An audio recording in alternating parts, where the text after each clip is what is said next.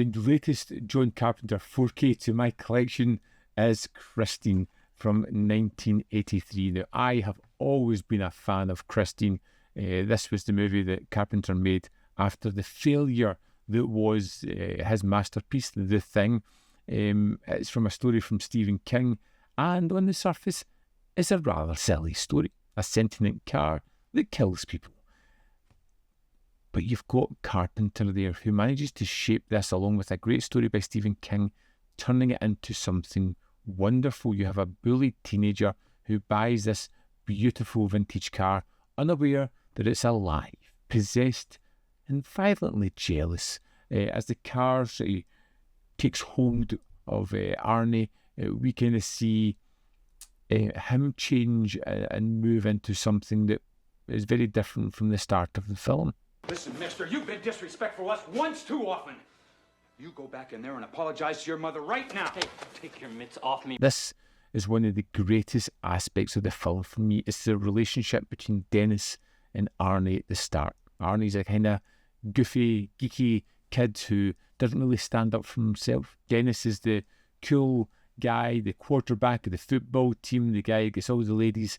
And you have these two that shouldn't really be friends. You know, in any other movie, these would be rivals. But here, there's a connection there. And it seems like a genuine friendship at the start, which I really love. And as Arnie starts to change, he starts to get a little bit of confidence. He starts to argue back, stand up for himself, become a twisted version of himself. You see their relationship falter and crumble. See, we got the old rust bucket tonight. You want to watch her recall my car? She's real sensitive. Is she? And it's one of the more impactful elements of the film because Dennis isn't just with Arnie because he has to be. He's with him because he's genuinely a friend. He genuinely doesn't like the way this is going. It's the unusual arc of seeing the geek become the cool guy, the guy that gets the girl, the guy that gets revenge on the bad guys. And Dennis, the quarterback, is the man who gets injured. He gets sidelined. He sees his best friend surpass his stature in school. I've always loved that dichotomy between the characters. I think it's just a wonderful tact in the film.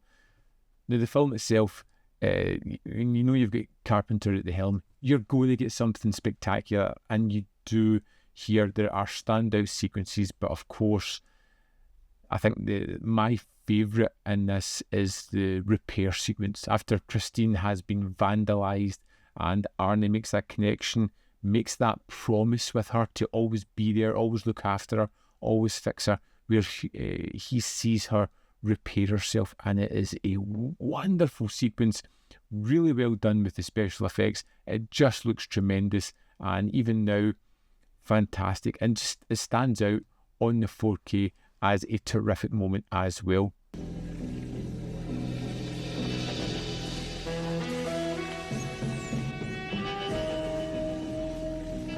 I've got to say, the 4K sequences that really stood out for me were some of the night sequences when you've got the crisp red colouring of the car, you've got the car on fire as it's chasing people down dark streets. Everything just looked crisp, it looked sharp, and it really just heightened the glossy menace of Christine the car, which I just found to be fantastic. I've always found Carpenter to be someone that really knows how to tell a great story, and he has something here that's a little bit silly and a little bit twisted, but it feels natural within the context of the story, because we get all these characters that populate this world, that bring it to life, whether it be the one-dimensional bully, whether it be the guy that owns the auto yard where Arnie puts his car, whether it be Harry Dean Stanton, who just shows up later on in the film and just steals every sequence that he's in. Everything here is fantastic. Why do you keep butting into my life? Because we found your boss, Will Darnell, dead in your front seat with a shotgun by his side. A lot of the weight and a lot of the heavy lifting is done by Keith Gordon here. He has a wonderful performance, from the bumbling Arnie at the start of the film to the most self-assured, cocky and kind of worst version of him it's a real change in performance, and you can see it within the body language, within the way he talks, within the way he looks in his new clothes. Everything just stands out. I think it's an absolute marvellous performance and a terrific film. Christine is one of my favourite Carpenter movies. From the moment I saw it, and it's the same with every other Carpenter movie, you know you're getting something special. And it's got those Carpenter-isms in it that just make it stand out, that would become back in other films or have been set up in other films before, like the making of Christine at the start, how that kind of mirrors the making of Sutter Kane's book in The Mouth of Madness. Carpenter has this way of doing things that is just cool, fun, and just allows you straight into the story of the characters. Arnie, this thing isn't worth $50.